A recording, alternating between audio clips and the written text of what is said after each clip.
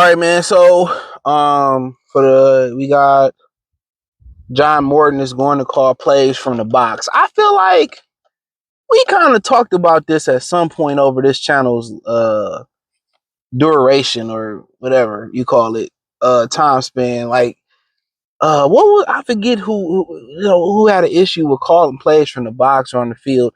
I think it was Aaron Glenn. Remember, it was an issue with him being on the box, and then he moved to the field. Now, shout out to y'all who know a little bit more about me, who called plays in high school. I would assume calling it from the box. Because remember back in the day, the quarterback might score a touchdown or something may happen with a player, and they might probably still do this. And they call the phone. You know what I'm saying? They call the phone, and when they call the phone, it's like they call the phone and shit, and they like oh, you messed up, or you did this and you did that in the third, or whatever. I think that's pretty much, you know, the issue is that you don't have that direct communication, or you don't have that direct dialogue. You don't have that direct dialogue with the with the players. You don't have that direct dialogue with the players, so I think that becomes an issue for them.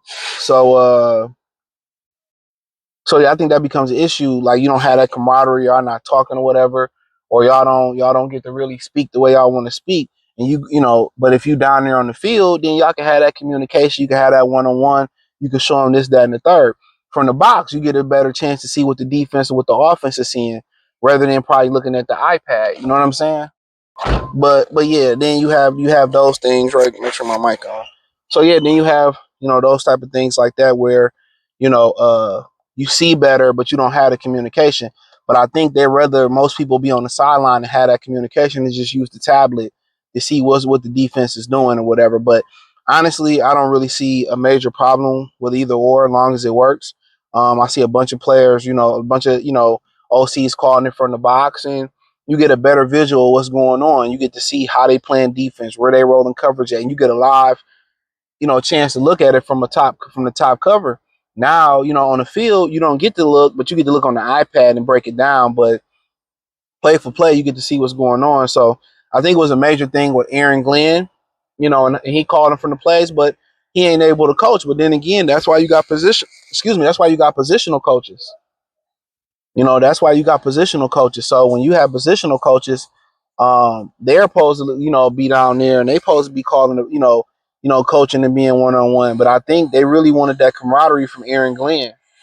They wanted that camaraderie for him to be able to talk and him to be able to have that dialogue and him be able to coach and tell players what they want in person rather than having that dialogue on the internet.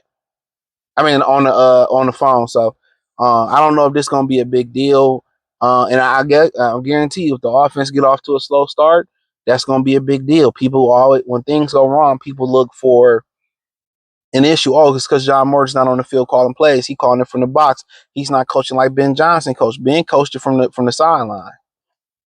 And as the head coach, now he's the head coach. That's beneficial to him, because if he gonna continue to call the plays for Chicago, he can't be the head coach and call the plays from the box. He got to call it from the sideline. So him calling the game from the sideline, it was actually a pretty good thing for him, for the Lions, because now you the head coach, and now guess what? I get to call this thing from the sideline. I get to call. I got to be on the sideline. I can't go to the box and coach the team. So for John Morton, we'll see. We'll see, but we'll see how it work out. But if they get off to a rocky start, a slow start, that's one of the first things they're gonna point out is, oh, he's in the box. He's in the box. He's in the box. I'm telling y'all. When you win it, everything is overlooked. The minute you start losing, people start nitpicking on why things are the way it is. So me personally, it's whatever work. I see a bunch of OCs and DCs, calling it from the box. You get a better visual. You get a better visual, but at the end of the day, with so much technology, that tablet, they probably got that next play. I don't know if that's legal. You probably can look at what they was doing on the tablet. So, I mean, it may be a topic of conversation, but if they winning, ain't nobody gonna say nothing to them, especially when somebody gave you a Ferrari and they're accustomed to winning already. It's like, yeah, I mean, you got a Ferrari. You got a fucking Ferrari, bro. You couldn't even do nothing with a Ferrari. So he can't afford too many mess ups. But you know, remember it was a thing at Michigan with Brady Hoke where he didn't wear a headset, and people look when you ain't winning, people look for something to go wrong.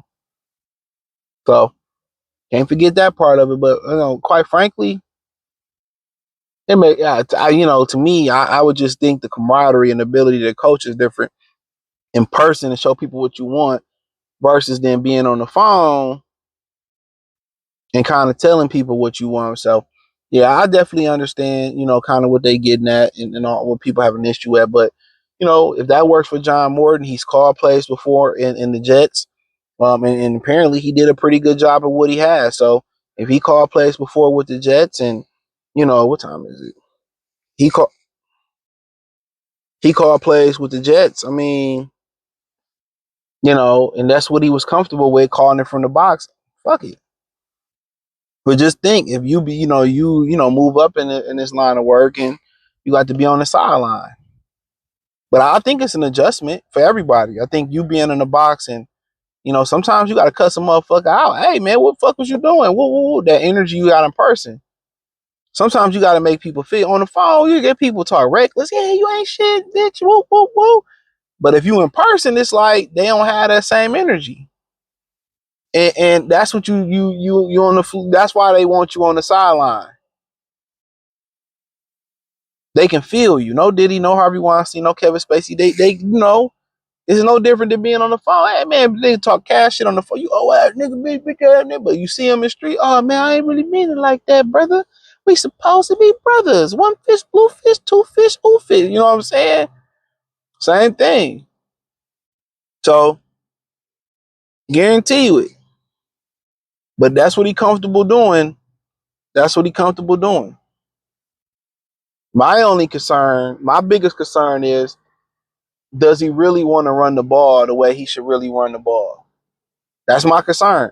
Is he really gonna run that ball in the way he need to run that ball? That's my number one concern. Is he really gonna run the ball in the way he need to run the ball? But other than that, man, I mean, we'll see what happens.